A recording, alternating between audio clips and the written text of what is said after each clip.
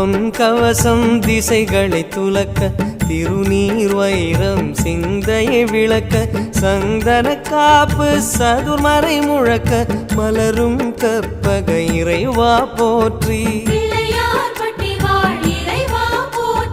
கலியுகம் காக்கும் கணபதி நாதா வலம்புரி நாதா அபயம் அபயம் அபயம் அருளும் இறைவா போற்றி